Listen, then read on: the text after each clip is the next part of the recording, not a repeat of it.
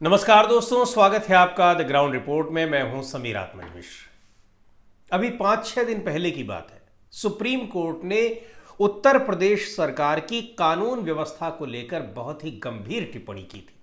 हालांकि ये पहली बार नहीं था, इससे पहले भी न जाने कितने मामलों में सुप्रीम कोर्ट उत्तर प्रदेश की कानून व्यवस्था पर सवाल उठा चुका है, बहुत ही गंभीर टिप्पणी कर चुका है।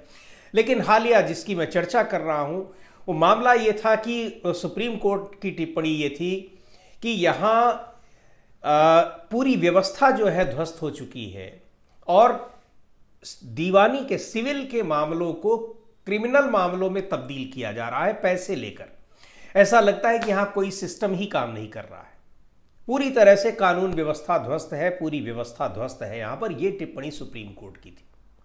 और वाराणसी में एक लड़की के साथ जिस तरह से जो घटना होती है और उस पर प्रशासन की किस तरह से जो उसकी एक्टिविटी दिखती है, कितनी सक्रियता उसकी दिखती है। प्रधानमंत्री नरेंद्र मोदी का निर्वाचन क्षेत्र है और जब वहां पहुंचते हैं तो एयरपोर्ट पे ही वो सबसे पहले कमिश्नर से और डीएम से और जो पुलिस कमिश्नर, तीनों लोग उनके साथ वहां मौजूद थे और सबसे पहले यही पूछते हैं कि आपने क्या किया उस मामले में, कुछ हो भी रहा है कि नहीं हो रहा है।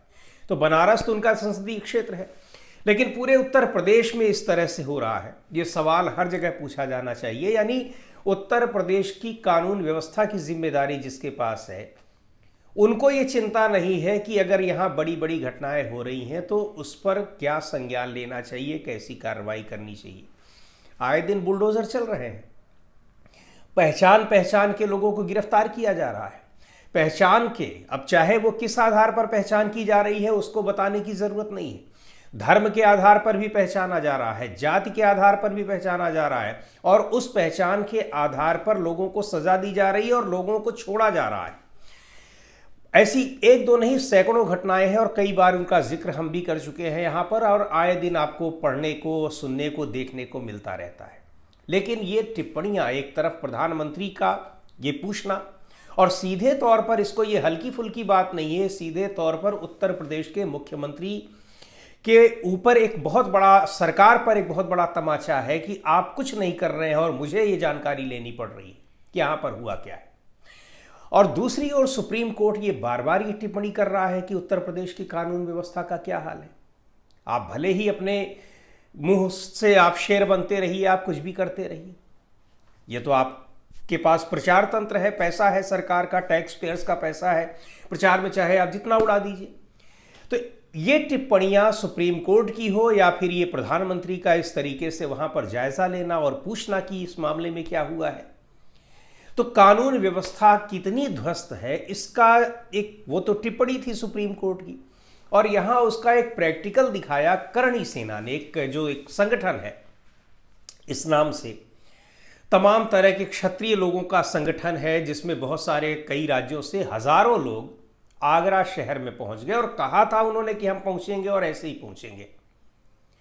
कैसे पहुंचे उनके आप विजुअल्स आप देख लेंगे तो हैरान हो जाएंगे कि क्या ये उस देश के, उस राज्य के किसी जिले का ये नज़ारा है जहां पर कानून का शासन है, जहां लोकतंत्र है, जहां एक चुनी हुई सरकार है और उस चुनी हुई सरकार को लोगों ने इसलिए चुना है कि उनकी रक्षा करेगी, उनको एक सही व्यवस्था देगी, सही सिस्टम देगी। आगरा की सड़कों पर हजारों की संख्या में तलवार लहराते हुए, राइफल लहराते हुए और डंडे लहराते हुए लोग इकट्ठा हुए थे, स्वाभिमान सम्मेलन कर रहे थे, राणा सांगा की जयंती मना रहे थे और उनका मकसद ये था कि उसको मनाने के बाद, कार्यक्रम के बाद वो कहाँ जाएंगे, वो रामजी लाल सुमन के घर जाएंगे। समाजवादी पार्टी के राज्यसभा सदस्य हैं, बहुत वरिष्ठ नेता है, बुजुर्ग नेता है। उन्होंने राज्यसभा में राणा सांगा को लेकर वो बातें कही थी जो इतिहास में लिखी हैं, कोई उन्होंने अलग से कोई बात नहीं कही थी। लेकिन उसके खिलाफ इतनी नाराजगी है कि हमारे क्षत्रिय समाज के, वो राणा सांगा थे, राजा थे, उनका कैसे अपमान कर दिया गया। आप इस तरह से अपमान देखने लगेंगे, मान अपमान, तो क्षत्रिय राजाओं ने न जाने क्या क्या किया है इतिहास में। अगर आप पढ़ेंगे, और सबने पढ़ा हुआ है, कोई ऐसी कोई नई बात, कोई बहुत बड़ा एक दुर्लभ तथ्य नहीं है। लेकिन आपको पता नहीं है कि इतिहास में क्या लिखा है क्या नहीं लिखा है, और आपको उसमें अपमान लग गया, और उन्होंने वही बात कही है जो इतिहास में लिखा हुआ है।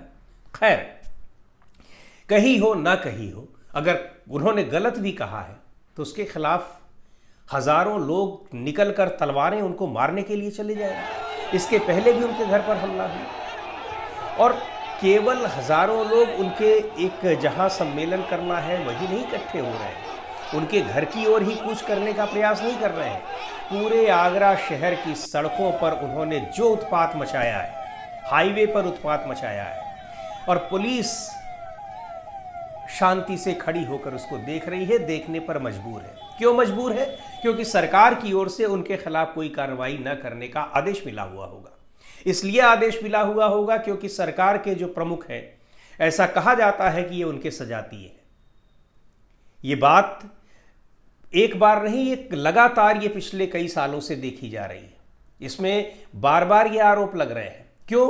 क्योंकि अगर नहीं होता तो कानून की किस धारा में, कानून की किस किताब में कहा गया है कि आप हथियार लहराते हुए आइए और किसी को गालियां दीजिए, बहुत बुरी तरीके से भद्दी भद्दी गालियां दीजिए, उसके खिलाफ आप उसको धमकी दीजिए, मारने की धमकी दीजिए। टीवी चैनल्स पर बोल रहे हैं कि हम गोली मार देंगे, इस तरह की धमकी दी जा रही है और कोई कार्रवाई नहीं हो रही, उनको रोकने की कोई कोशिश नहीं की जा रही है। आने कैसे दिया गया? इतनी बड़ी संख्या में, हजारों की संख्या में तलवार लहराते हुए लोग कैसे चले आए? ये क्या व्यवस्था है? ये देखा जा रहा है।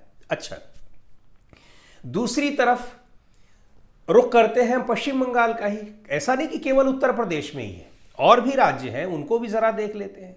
पश्चिम बंगाल में क्या हो रहा है? वक्फ संशोधन कानून बना है, कानून के खिलाफ बहुत सारे लोग उतर रहे हैं, बहुत जगहों पर प्रदर्शन हो रहे हैं, सुप्रीम कोर्ट में याचिकाएं गई हैं, सुप्रीम कोर्ट 16 अप्रैल को उनकी सुनवाई भी करेगा। लेकिन पश्चिम बंगाल में लोग हिंसक हो जा रहे हैं।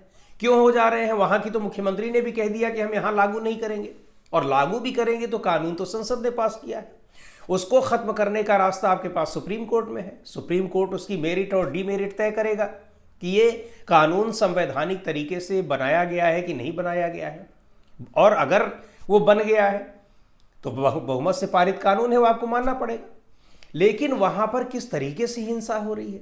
मुर्शिदाबाद में 3 लोगों को मार डाला गया, और सरकार वहां पर क्या कर रही है, किस तरह से काम कर रही है, ये भी बहुत हैरानी की बात है। और वहां पर लगातार पिछले 3 दिन से हिंसा जारी है, और 3-4 जिलों में यह हिंसा पहुंच गई है, 24 परगना में, मालदा में, मुर्शिदाबाद में। हाँ, ये जरूर दोनों जगह फर्क है कि पश्चिम बंगाल की हिंसा को लेकर केंद्र सरकार से लेकर और वहां का जो स्टेट बीजेपी की यूनिट है, सब में हाहाकार मच गया है। उत्तर प्रदेश की इस घटना को लेकर कहीं कोई चर्चा नहीं है, किसी का कोई बयान नहीं आया है, न तो प्रधानमंत्री का आ रहा है, न तो राष्ट्रपति का आ रहा है, न ही गृह मंत्री का आ रहा है, न बीजेपी के किसी नेता का आ रहा है। पश्चिम बंगाल के मामले में जरूर गृह सचिव ने बात की है वहाँ के पश्चिम बंगाल के अधिकारियों से, वहाँ के मुख्य सचिव से और गृह सचिव से, और जानकारी ली है, जायजा लिया है कि वहाँ पर क्या हो रहा है। लेकिन उत्तर प्रदेश में जो कुछ हुआ उसको पुलिस प्रशासन तो वहाँ का देख ही रहा है, बिल्कुल असहाय होकर देख रहा है, और सरकार पूरी तरह से असहाय होकर देख रही है और एकदम खुली छूट दिए हुए है कि आप जो मन हो कर लीजिए। और दूसरी तरफ केंद्र सरकार भी पूरी तरह से आंखें मूंदे हुए है। राज्यपाल की भी कोई इसमें अब तक बयान नहीं आया है, यानी कानून व्यवस्था को लेकर वहां पर जो कुछ भी बना हुआ है, इसका मतलब ये समझा जाए कि ऐसे अराजक लोगों को खुली छूट दी गई है कि आप किसी के घर पर चले जाइए और धावा बोल दीजिए।